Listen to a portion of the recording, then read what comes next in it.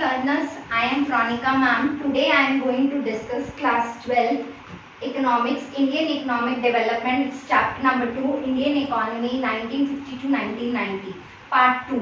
इसका पार्ट 1 भी मैंने आपको अपने डिस्क्रिप्शन बॉक्स में उसका लिंक दे रखा है. अगर आपको इसका पार्ट 1 भी देखना है तो आप डिस्क्रिप्शन बॉक्स में उसका लिंक दे रखा है मेरे, उसमें से आप जाके इसका पार्ट 1 भी देख सकते हैं. This is class 12 economics chapter number 2 Indian economy book. ठीक है, तो इसके पार्ट 1 में मैंने आपको इसके 5 गोल्स के बारे में बताया था. Mixed economy, capitalist economy, socialist economy मैं वहाँ तक डिस्कस कर चुकी हूँ. 5 मेन गोल्स जो हैं, मॉडर्नाइजेशन, इक्विटी, सेल्फ रिलायंस, ये वाले गोल्स में इकोनॉमिक ग्रोथ, ये मैं आपकी कंप्लीट कर चुकी हूँ. देन उसके बाद आपका क्या आता है, एग्रीकल्चर सेक्टर. ये मैंने आपको फर्स्ट चैप्टर में भी बताया था. जब Indian economy at the time of independence था, तो जब हमारा देश जस्ट आज़ाद हुआ था या जब हम ब्रिटिशर्स की कॉलोनी थे, तो हमारा जो एग्रीकल्चर सेक्टर था that was totally backward and stagnant. Backward माने पिछड़ा हुआ और स्टेगनेंट माने रुका हुआ था. तो उसके कारण जो हमारी इंडियन एग्रीकल्चर सेक्टर, अब आप इस चैप्टर में बड़ा ध्यान दीजिएगा कि आपका देश आजाद हो चुका है. 1947 के बाद की बात है ये, आफ्टर इंडिपेंडेंस के बाद टिल 1990 तक ये चैप्टर अब चलेगा. 1991 हम इसके थर्ड चैप्टर में पढ़ेंगे. आफ्टर 1990 की स्टोरी हम थर्ड चैप्टर में पढ़ेंगे. ये चैप्टर टिल 1950 से 1990 तक का है. आप टाइम पीरियड याद रख के चलिएगा. तो क्या क्या हमारे देश में प्रॉब्लम्स थी, ये आप फर्स्ट चैप्टर में भी पढ़ के आए हैं. मैं दोबारा रिकॉल कर रही हूँ. पहली प्रॉब्लम क्या थी, प्रेजेंस ऑफ जमींदारी प्रथा. मैंने आपको भी बताया था जमींदारी प्रथा थी आपके देश में. ब्रिटिशर्स ने क्या करते थे, वो खुद तो लगान वसूल नहीं करते थे, जमींदार को रखते थे, हायर करते थे और उनसे क्या कहते थे, किसानों से लगान वसूल करते थे. तो अब क्या हो गया, जब हमारे देश में, जब देश जस्ट आजाद हुआ, तो आपकी कंट्री में वही जमींदारी प्रथा चल रही थी और वहां पर जमींदार जो थे एक्सप्लॉइट करते थे. Actual tiller of the soil मतलब actual owner of the land, that is farmer, उसे बोलते हैं एक्चुअल टिलर. आपकी कंट्री में अनइक्वल डिस्ट्रीब्यूशन ऑफ लैंड था. किसी के पास लैंड ना स्कैटर्ड, बिखरी हुई थी. किसी के पास 2 हेक्टेयर है, 2 हेक्टेयर से कम है, अलग अलग जगह पड़ी थी. स्कैटर्ड, फ्रेगमेंटेड, बिखरी हुई थी, मतलब वो स्कैटर्ड थी. तो डिस्ट्रीब्यूशन ऑफ लैंड बहुत अनइक्वल था.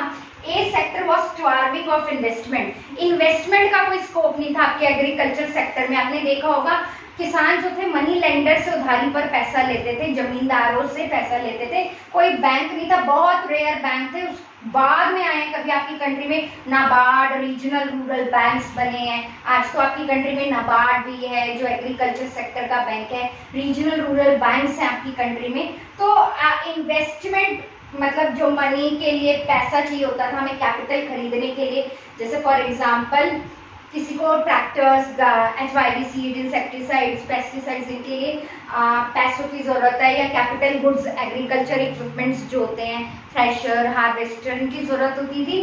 तो उस समय हमारे पास उस चीज़ की कमी थी जो अब इतनी नहीं है. लेकिन अभी भी आपकी कंट्री में इन्वेस्टमेंट जो है एग्रीकल्चर सेक्टर में वो थोड़ा कम है. बैंक्स वगैरह हैं लेकिन लोगों को इतनी नॉलेज ही नहीं है, फार्मर्स को इतनी नॉलेज ही नहीं है कि बैंक क्या होता है क्या नहीं होता. तो ये बहुत बड़ा प्रॉब्लम था. Use of backward technology. Technology मैंने आपको बताया, वो उसका इस्तेमाल करते थे, हल से जोतना वगैरह. पहले जो आप देखते हो टेक्नोलॉजी, तो कैसी टेक्नोलॉजी थी हमारी कंट्री में, बैकवर्ड थी. पर्शियन व्हील से पानी की होती थी, पर्शियन व्हील होते थे, उनसे हम पानी कुएं से निकालते थे. देन फिर इरिगेशन फैसिलिटीज नहीं थी जब आपकी कंट्री में. Better low level of production and productivity. देखिए प्रोडक्शन और प्रोडक्टिविटी को कैसे समझा जाता है. फॉर एग्जाम्पल आपके देश में राइस का इतना प्रोडक्शन हुआ. मैं अगर बात करूं 2022 में आपकी कंट्री ने राइस का 138 टन प्रोड्यूस करा, तो वो टोटल प्रोडक्शन बता रहा है कि आपकी कंट्री में राइस का इतना उत्पादन हुआ. प्रोडक्टिव मीन्स पर यूनिट ऑफ आउटपुट. पर यूनिट ऑफ आउटपुट मतलब कि आपकी कंट्री में, आपको ये तो पता है पॉपुलेशन अनलिमिटेड है, जनसंख्या बहुत ज़्यादा है हमारे देश की. चाइना के बाद दूसरा हमारा वर्ल्ड में ऐसा देश है जहाँ जनसंख्या बहुत ज़्यादा है. तो वहाँ पर क्या होता है, प्रोडक्टिविटी मतलब जितना आउटपुट बनना चाहिए ना, उसमें हमारे किसान फेल है. मतलब एक यूनिट ऑफ आउटपुट में जितनी प्रोडक्शन होना चाहिए। वो किसके कारण है? क्योंकि हमारी कंट्री के जो फार्मर्स हैं, ज़्यादातर स्मॉल फार्मर्स जो हैं, उनके पास बेटर टेक्नोलॉजी नहीं है, एग्रीकल्चर इक्विपमेंट्स ही नहीं है, इसलिए वो इतनी प्रोडक्टिविटी निकाल ही नहीं पाते। मतलब जितना उत्पादन होना चाहिए वो उतना उत्पादन नहीं कर पाते। पर यूनिट ऑफ आउटपुट जो है हमारे देश की प्रोडक्टिविटी वो बहुत ज्यादा लो है। आई बात समझ में? नेक्स्ट, अब ये था जब हमारे देश ने ये प्रॉब्लम फेस करी। अब उसके बाद हमारी कंट्री में जब हम देश आजाद हो गया ना, तो सरकार ने क्या किया? सरकार reforms lie, 2 reforms lie, that is land reforms, और एक आपने सुना होगा 1966 के अराउंड आया था ग्रीन रेवोल्यूशन, जिसे हम हिंदी में हरित क्रांति भी कहते हैं। तो लैंड रिफॉर्म्स लाए गए। लैंड रिफॉर्म्स मतलब इंस्टीट्यूशन ने क्या किया? गवर्नमेंट इज अ इंस्टीट्यूशन, तो गवर्नमेंट ने उस इंस्टीट्यूशन में क्या सुधार किए, रिफॉर्म्स लाई, वो क्या सुधार लाई, तो वो अब हम पढ़ेंगे और ये बहुत इंपॉर्टेंट है। तो सबसे पहले सरकार ने ऐसा क्या किया? टू मेक एक्चुअल टिलर, जो असली हकदार था उस जमीन का, उसे क्या कर दिया? उस जमीन का ऑनर बना दिया, उस जमीन का उसे मालिक बना दिया, जो उस जमीन को करता था, क्या करता था? उसको कल्टीवेट करता था। एक्चुअल टिलर को ही उसने क्या बना दिया? इसमें ऑनर ऑफ द लैंड बना दिया। और वो इसने क्यों करा? इक्विटी लाने के लिए, समानता लाने के लिए, रिच फार्मर, मीडियम फार्मर और स्मॉल फार्मर्स को इक्वलेंस पे लाने के लिए उसने ये किया था गवर्नमेंट ने। ये याद रखिएगा, land reforms is an institutional measure, not a technological measure. Green revolution is a technological measure, वो टेक्नोलॉजी का पार्ट है, HYV सीड्स जो आप छोटी क्लासेस में भी पढ़ते हैं, but this is institutional measure. इसका क्या मतलब होता है? एक्चुअल टिलर जो होता है उसे क्या बना दिया? उसने लैंड का ऑनर बना दिया, जो कल्टीवेट कर रहा था, दे आर कल्टीवेटिंग। अब क्या कारण थे कि सरकार को ये रिफॉर्म्स लाने पड़े? ऐसा क्या हो गया था हमारे देश में? क्या हुआ हमारे देश के आजाद होने के बाद कि हमारे देश को ये रिफॉर्म्स लाने की जरूरत पड़ गई? यहाँ की गवर्नमेंट को ये रिफॉर्म्स लाने की पड़ गई जरूरत। Zamindars were collecting rent from the actual tiller of the soil without contributing towards improvement. इस वजह से लाना पड़ा क्योंकि जमींदार जो थे वो क्या करते थे? वो खुद क्या करते थे? Actual tiller of the soil से क्या करते थे? रेंट कलेक्ट करते थे, और रेंट तो वो कलेक्ट कर लेते थे, लेकिन उसके बाद में कि मतलब उन्हें किसी इक्विपमेंट की जरूरत है, कुछ है, वो उसमें उनका कोई कंट्रीब्यूशन नहीं होता था। तो इसलिए जो भी उत्पादन होता था वो लो प्रोडक्टिविटी का होता था और उत्पादन भी बहुत ज्यादा कम होता था। इसलिए गवर्नमेंट ने इसको रिमूव किया, अबॉलिश किया कि जमींदारी सिस्टम नहीं होना चाहिए। मैं आगे अभी आपको पढ़ाऊंगी।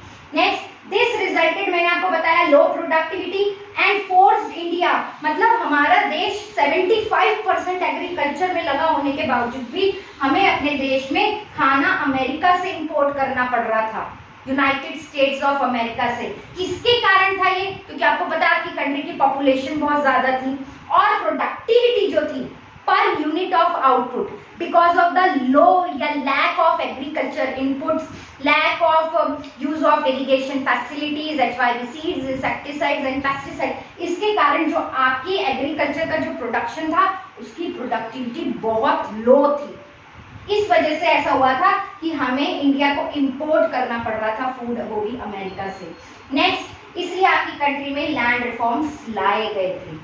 और क्यों लाए गए थे? मैंने बताया, इक्विटी, समानता, small farmer, medium farmer and large farmers में इक्वलेंस लाने के लिए आपकी कंट्री में डिस्ट्रीब्यूशन ऑफ एग्रीकल्चर लैंड। तो आई थिंक इतना समझ में आया होगा आपको कि क्या क्या हमने जब जस्ट हमारा देश आजाद हुआ तो हमने क्या क्या प्रॉब्लम फेस करी और क्यों सरकार को रिफॉर्म्स लाने की जरूरत पड़ी, सुधार क्यों लाने पड़े और क्या कारण थे जिनके कारण हमें सुधार लाने पड़े सरकार को। अब सरकार ने क्या क्या किया?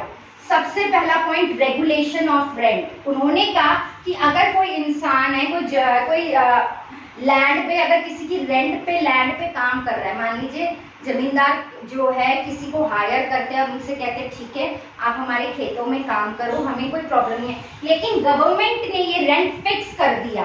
Government fix rent not exceeding 1/3 of the crop, मतलब जितनी भी उत्पादन हो रहा है या जितनी भी क्रॉप्स उग रही है उसका वो 1/3 से ज्यादा नहीं होना चाहिए। लैंड सीलिंग, लैंड सीलिंग का मतलब क्या होता है, उन्होंने क्या कर दिया, लैंड को सील कर दिया। सील मतलब कि जितनी भी बिखरी हुई लैंड थी ना, उन्हें इकट्ठा, सॉरी मैं लैंड सीलिंग में बोल रही हूँ, मतलब लैंड सीलिंग का मतलब ये होता है कि मान लीजिए किसी के पास 2 हेक्टेयर की लैंड है, तो उसमें प्रोडक्शन कैसे हो सकता है, बहुत कम लैंड है, उसमें कम से कम उन्होंने क्या किया कि कम से कम एक इंसान के पास 4 हेक्टेयर की लैंड होनी चाहिए, मिनिमम जो होना चाहिए दैट इज 4 हेक्टेयर की लैंड होनी चाहिए। और जिनके पास एक्स्ट्रा लैंड थी, जमींदारों के पास जिनके पास लैंड थी, उनसे लेकर उन्होंने क्या किया, जिनके पास अपनी खुद की जमीनें नहीं थी उन्हें डिस्ट्रीब्यूट कर दिया, जिससे कि समानता आ जाए। फॉर एग्जाम्पल मान लीजिए कोई लार्ज फार्मर है, उसके पास एक्सेस में लैंड है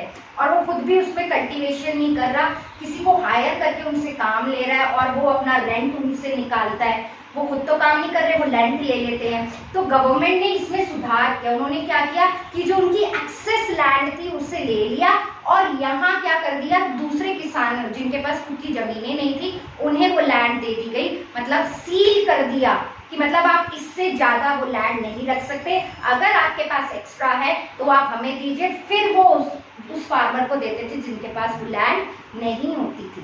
क्लियर हुआ? Consolidation of fragment and scattered land, मतलब जो किसान होते थे उनकी जो जमीन थी, जब देश आजाद हुआ कभी इधर पड़ी है, आधी इधर पड़ी है, आधी इधर पड़ी है, मतलब अलग बिखरी हुई जमीनें होती थी। तो गवर्नमेंट ने क्या किया कि आप एक जगह ले लो और उस बिखरी हुई लैंड को कंसोलिडेट कर लो, इकट्ठा कर लो।